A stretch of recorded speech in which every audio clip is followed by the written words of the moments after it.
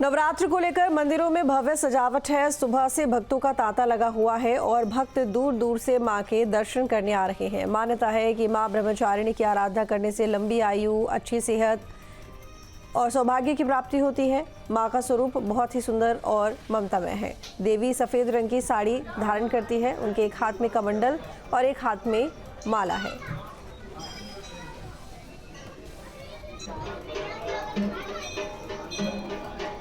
तो बता दें आपको, मां ब्रह्मचारिणी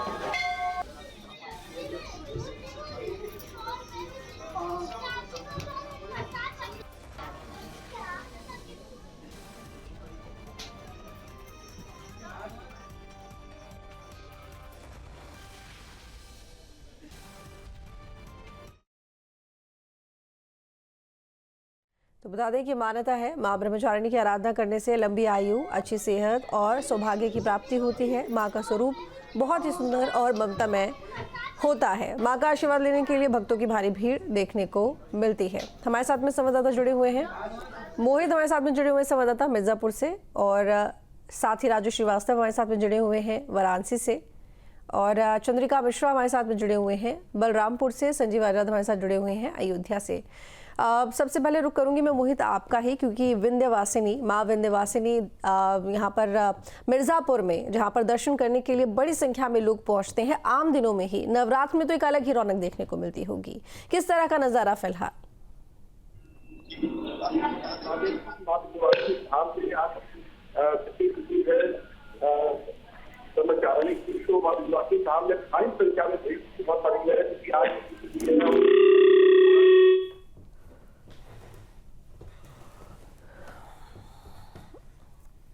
मोहित, आपकी आवाज़ ठीक तरीके से हम तक नहीं पहुंच पा रही है, और मैं आपसे गुजारिश करूंगी कि नेटवर्क क्षेत्र में ज़रा जाइए, क्योंकि आपकी आवाज़ ठीक तरीके से हम तक नहीं पहुंच पा रही है। मैं रुक करूंगी राजू आपका।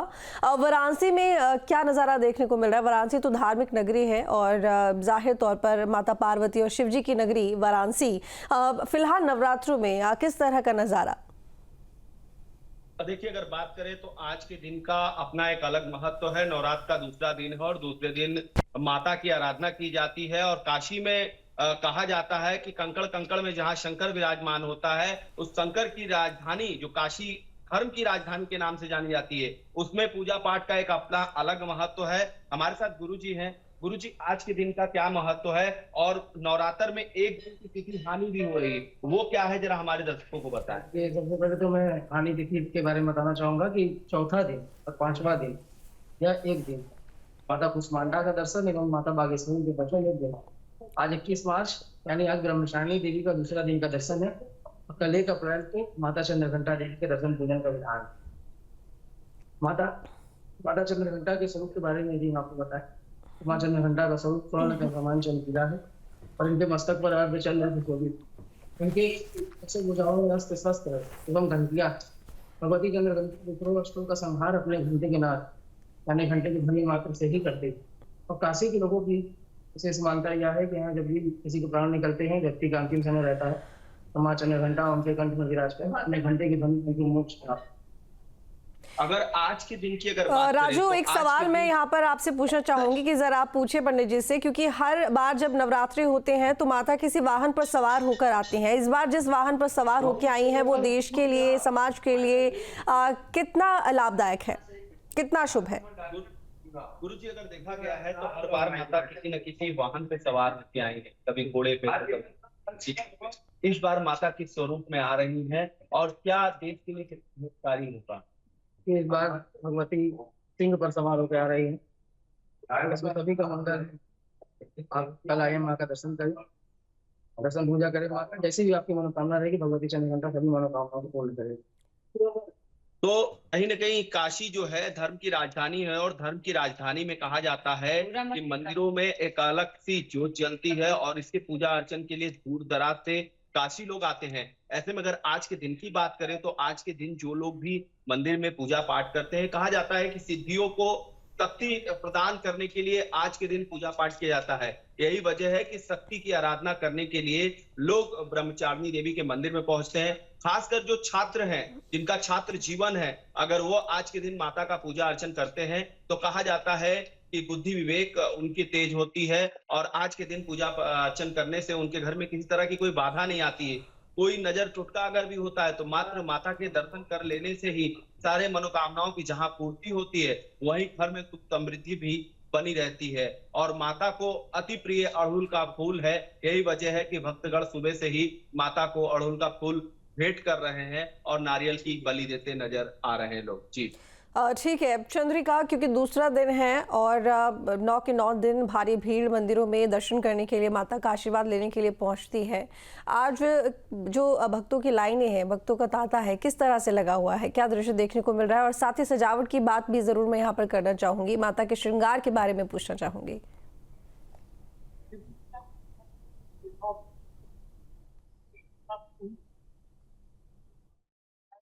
देखी गई है तो वास्तव में बताया जा रहा है कि बलरामपुर जनपद के अंतर्गत जो ये बिजलीपुर मंदिर है, इसमें काफी संख्या से भीड़ है। कि मैं जिस जगह पे जहाँ खड़ा हूँ, ये मंदिर का बैक साइड है, क्योंकि आगे की मंदिर के आगे जगह पे खड़े होने की जगह नहीं है, क्योंकि यहाँ पे 2-2, 3-3 लाइनें चल रही है। क्योंकि यहाँ की मान्यता इस तरीके से है कि माता के दर्शन करने के बाद में किसी कोई ऐसा व्यक्ति नहीं है कि जो खाली हाथ जाए। क्योंकि आप ये जो नवरात्र है, चैत्र नवरात्र है, इसीलिए कहा गया कि प्रथम शैल पुत्री चा द्वितीय ब्रह्मचारिणी तृतीय चंद्रघंटे चा कुष्ठवंदे चा चतुर्थम पंचम अस्किम नमाते चा षष्ठम कात्यायन चा सप्तम काल नाते चा महागौरी चा तुम। 9 देवियों की 9 चित्रों की जो पूजा की जाती है, पहले दिन जो गौरी का पूजा की जाती है, दूसरे दिन प्रथम शैल पुत्री का और द्वितीय ब्रह्मचारी, आज ब्रह्मचारिणी का जो पूजा है उसके सद्बुद्धि प्राप्ति के लिए लोग करने के लिए आते हैं, अपनी मनोकामना पूर्ण करने के लिए आते हैं। बिजलीपुर मंदिर यहाँ पे भक्तों की हमेशा तांता लगी रहती है। लेकिन गत वर्षों की बात, इस वर्ष जो नवरात्र 9 दिन की होनी चाहिए, वो 8 दिन है। पंचमी का क्षय हो गया है, क्योंकि अष्टमी और नवमी दोनों एक ही दिन मनाया जा रहा है। इसलिए भक्तों में उल्लास थोड़ा सा अधिक है। मंदिर की डेकोरेशन की बात की जाए, सजावट की बात की जाए, तो मंदिर रात में देखने लायक होता है, क्योंकि लाइटों से, LED लाइटों से ये जगमगाता हुआ नजर आ रहा है। जी बिल्कुल संजीव, आपका रुख करूंगी। अयोध्या में किस तरह की रौनक? जी बिल्कुल, अगर अयोध्या की चैत्र मास की नवरात्र है, ऐसे में पूरी चैत्र में राम का जन्म हुआ था, उनके यहाँ पर बड़ा उत्साह है। जहाँ मंदिरों में माता की पूजा की जा रही है, अगर लोग इसमें है उसको अलग अलग पूजा की जा रही है। वही अगर क्या राम मंदिर की बात की जाए तो पूरी राम मंदिर को सजाया संवारा गया है, आकर्षक लाइटें लगाई गई है और वहाँ रोड से ही श्रद्धालु पहुंच रहे हैं।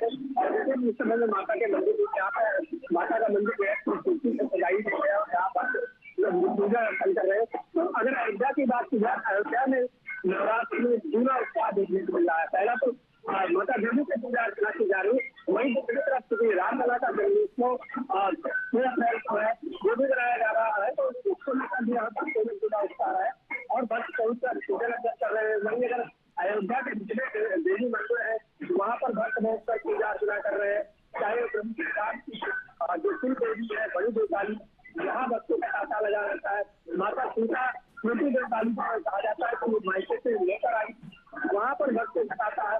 इसके साथ साथ जितने भी माता के मंदिर है अयोध्या में, वहाँ हर जगह जो है भक्त पवित्र पूजा अर्चना कर रहे हैं। नवरात्र में पूजा का अपना एक महत्व होता है और तमाम मनोकामनाएं सारी चीजें लेकर पूजा अर्चना कर रहे हैं। इसके साथ साथ अगर अयोध्या पूरी सवर कर तैयार हो गया, देश के कोने कोने बस अयोध्या स्नान करते हैं, माता देवी मंदिरों में दर्शन पूजा करते हैं और फिर रामलला का भी दर्शन पूजन करते हैं। ठीक है संजीव, पहुंचेंगे आपके पास में।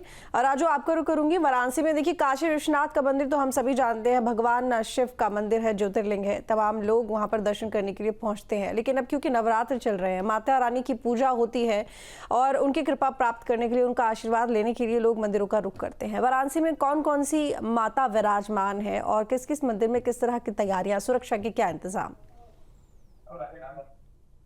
देखिए, बनारस की तंग गलियों में होते हुए माता ब्रह्मचारिणी के मंदिर में पहुंचते हैं। कहा जाता है कि काशी जो है वो धर्म की राजधानी है। यहाँ हर गलियों में अपना एक अलग मंदिर है और उसका एक अलग अपना इतिहास है। और यही वजह है कि धर्म की इस राजधानी में जब मौका नवरात्र का हो तो अपने आप में एक ऐसा माहौल होता है काशी का। हर गलियों में घंटी की आवाज सुनाई देती है, मंत्रों का गूंज सुनाई देता है। यही वजह है कि लोग नवरात्र में या सावन मास में काशी आना पसंद करते हैं, क्योंकि काशी का जो माहौल है पूरी तरीके से वो धार्मिक रहता है। और इसी धार्मिक माहौल में लोग तंग दंगियों से होकर माता ब्रह्मचारिणी के मंदिर पहुंचते हैं और विधि विधान से पूजा अर्चन करते हैं। आज के दिन का अपना एक अलग महत्व है। कहा जाता है कि जो भी लोग किसी चीज में भी सिद्धि या शक्ति प्राप्त करना चाहते हैं, किसी तरह का कोई बाधा है जो पूरी नहीं हो रही है, तो कहीं ना कहीं माता का दर्शन करने से मात्र वो बाधा जो रहती है उससे मुक्ति मिलती है और उनके मनोकामनाओं की पूर्ति होती है। जो छात्र जीवन के लोग हैं वो माता का दर्शन करते हैं, माता को पुष्प चढ़ाते हैं, तो उनके छात्र जीवन में उत्थान होता है। और कहीं ना कहीं जो पढ़ाई लिखाई की बात करते हैं, जो चीजें दिमाग में नहीं घुसती है, माता का दर्शन कर लेने से उनकी सिद्धि भी उन्हें मिलती है, कहीं ना कहीं शिक्षा का ज्ञान भी बढ़ता है। यही वजह है कि तनगलियों से होते हुए माता के मंदिर में लोग भोर से ही लाइनों में लगकर नजर आ रहे हैं। ठीक है। और चंद्रिका, बलरामपुर में माता का कैसा श्रृंगार, और साथ ही मंदिर की भी बात करें तो किस तरह से मंदिर की सजावट की गई है, सुरक्षा को लेकर भी जानकारी चाहूंगी। श्रृंगार के लिए देखिए प्रतिदिन तो अलग अलग श्रृंगार होती है, और यहाँ जो शक्तिपीठ देवी पाटन मंदिर है, उसके बाद दूसरा आता है बिजलीपुर मंदिर। तो बिजलीपुर मंदिर में सुबह और शाम दोनों टाइम श्रृंगार की जाती है। भक्तों की भीड़ की बात करें तो मंदिर के अंदर आज भी अभी भी भक्तों का भीड़ जमावड़ा लगा हुआ है। बात करें यहाँ बलरामपुर जनपद मुख्यालय तो 51 शक्तिपीठ में देवी पाटन मंदिर है, जहाँ पे एक महीने के लिए मेला शुरू होता है, जहाँ पे दूर दराज से दर्शनार्थी आते हैं और इस मंदिर पे जो भी भक्त यहाँ पे दर्शन करने आते हैं उनकी सारे मनोकामनाएं पूर्ण होती है। अभी महंत यहाँ के आशीष भारती जी से जब बातचीत हुई तो उन्होंने बताया कि मंदिर की देख रेख और मंदिर की सजावट और मंदिर की डेकोरेशन के लिए हमें शासन से तो सहयोग नहीं मिलता है, लेकिन हम लोग अपनों लोगों से लेकर और इस मंदिर का सजावट करते हैं, रंगाई पुताई इत्यादि नवरात्र आने से पहले, क्योंकि ये जो साल का पहला है, ये संवत 2082 है और इसके तहत नया वर्ष जो लगता है और प्रतिपदा से शुरू होके और ये अष्टमी और नवमी तक जाता है, तो दर्शकों की भीड़ जो होती है ये काफी संख्या में उजड़ जाती है। आपको बता दें कि नवमी के दिन यहाँ पे इस तरीके से माहौल हो जाता है अष्टमी और नवमी कि दूर दराज से लोग कम से कम हजारों की संख्या में यहाँ बाहरी मेले आ जाते हैं, जिसको देखने के लिए और भी भीड़ उमड़ जाती है और शासन प्रशासन को एक बहुत बड़ी चुनौती होती है उस भीड़ को थामने के लिए। ठीक है चंद्रिका, लौटेंगे। मोहित, आपका रुख करूंगी मां विंध्यवासिनी धाम, क्योंकि जाहिर तौर पर यहाँ पर लोग बड़ी दूर दूर से आते हैं और एक ऐसा इलाका है जिसके पास से वाराणसी भी पड़ता है, अयोध्या भी पास ही पड़ता है। ऐसे में मिर्जापुर धाम ज़्यादातर लोग वही आते हैं जो वाराणसी में चले आते हैं दर्शन करने के लिए, या अयोध्या आते हैं तो वो सोचते हैं कि विंध्यवासिनी माँ के भी दर्शन कर लिए जाए। लेकिन इस दौरान, नवरात्र के दौरान, वहाँ पर खासा भीड़ देखने को मिलती है, तो सुरक्षा को लेकर क्या इंतजाम है? पिछले कुछ दिनों में यहाँ पर VIP दर्शनों को लेकर भी कई तरह के सवाल उठने लगे थे, तो फिलहाल क्या स्थिति देखने को मिल रही है?